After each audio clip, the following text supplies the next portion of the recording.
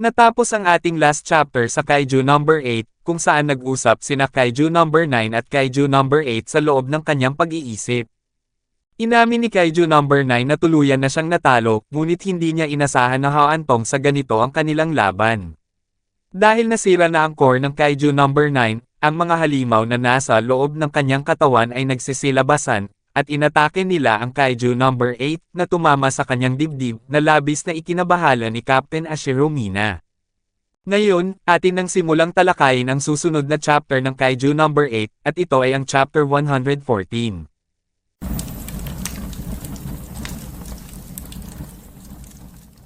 Nagsimula ang chapter kung saan kinwento ng Kaiju number 9 ang kanyang nakaraan.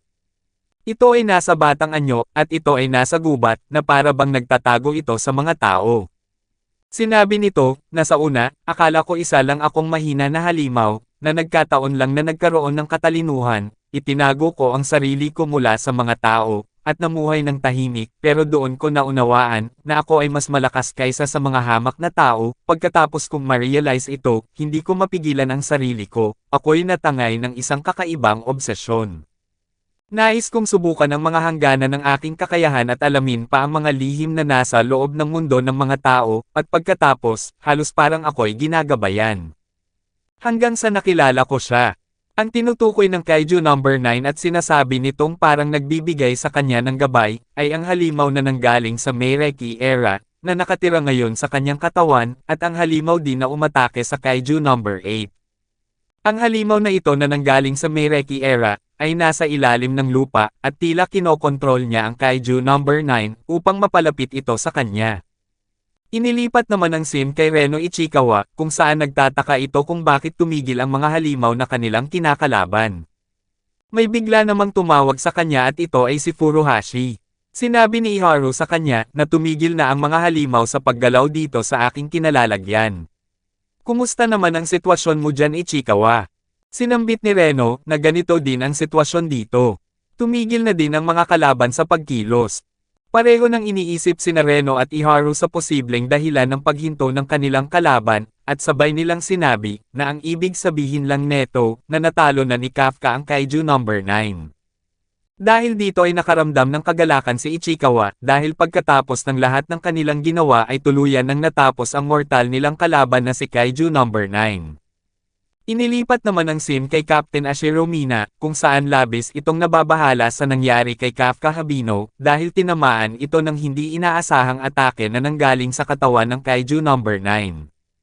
Bigla namang sumigaw ang operator ng Defense Force at sinabi sa lahat, na ang core ng Kaiju number 8 ay biglang nawasak. At may bagong nadidetect na halimaw na nasa loob ng katawan ng Kaiju number 9.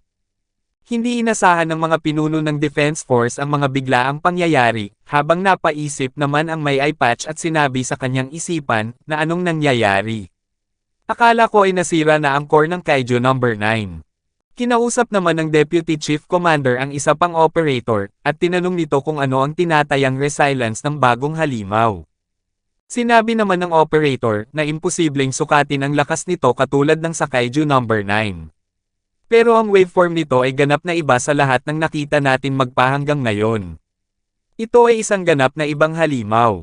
Bigla namang nagkaroon ng malay ang Kaiju number 8, ngunit ito ay nanggagaling sa halimaw na nasa loob ng katawan ni Habino Kafka, at sinasabi nito ng paulit-ulit na mamatay, mamatay. Tila ba ang Kaiju number 8 ay nawawala ng pake sa kanyang paligid, noong nagsimulang magparamdam ang halimaw na nanggaling pa sa Meireki era, at parang bang mortal na magkalaban ang dalawa sa kanilang nakaraan. Ipinakita ang mukha ng Kaiju number 9 na nahati sa gitna, at lumitaw ang mga napakaraming mata ng halimaw na nasa loob ng kanyang katawan. Lumalabas na ang katawan ng Kaiju number 9, ay para lamang isang shell ng Daikaiju na nanggaling sa nakaraan.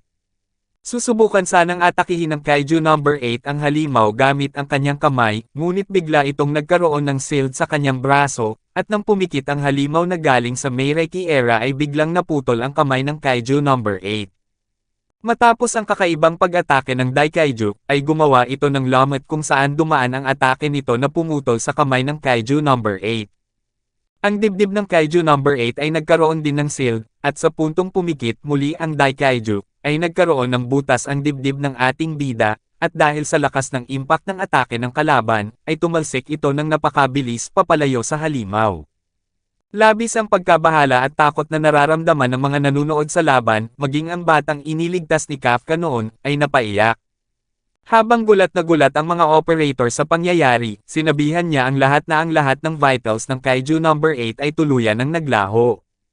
Ang lahat ng Defense Force ay natatakot na sa maaaring mangyari sa pagkawala ng Kaiju No. 8, habang bigla namang sumigaw si Captain Ashiro Mina upang sabihan ang operator na magbaba ito ng bala sa kanyang kinatatayuan sa Point F. Bigla naman nabuhayan ng loob ang operator, habang tinignan ni Captain Ashiro Mina ang Daikaiju at sinabi, napapasabugan ko ito bago pa siya magkaroon ng pagkakataong muling buuin ang kanyang sarili. Mabilis namang inutusan ng operator ang kanyang mga kasamahan na maglagay ng mga bala sa armas na hawak ni Captain Ashiro Mina. Ngunit bago pa nila maisagawa ang kanilang plano, ay biglang nahati sa gitna ang baril na hawak ng kapitan ng 3rd Unit. Ang Daikaiju pala ay nagpakawala ng isang slash, upang puntiryahin ang sandata ni Captain Ashiro Mina, at sa lakas ng pag-atake ay lumipad ang kapitan palayo. Pagkatapos tumalsik ni Ashiro Mina ay nagulat ito sa kanyang nakita dahil ang halimaw ay tuluyan ng nakapag-regenerate. Ang kanyang mga kamay ay bumalik na sa dati, habang ang kalahati ng katawan ng Kaiju No. 9 ay nahati, at sa loob nito ay may napakaraming mga mata ng halimaw na nanggaling sa Meireki era.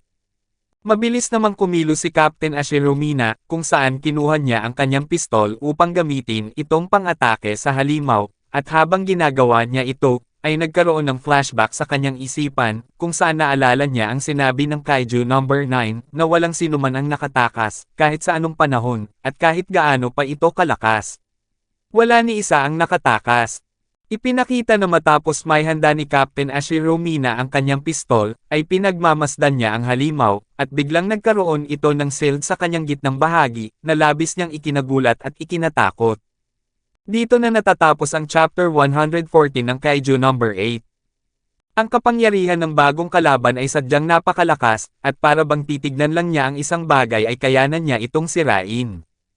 Paano nila tatalunan ang ganitong kalakas na meta ability?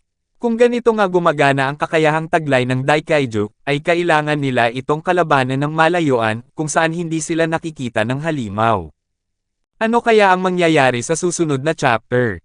Tuluyan na bang mamamatay si Captain Ashiro Mina sa ginawa ng Daikaiju sa kanya, at ang ating bida na si Hebino Kafka naman ba ay lalamunan na ng kanyang berserk mode?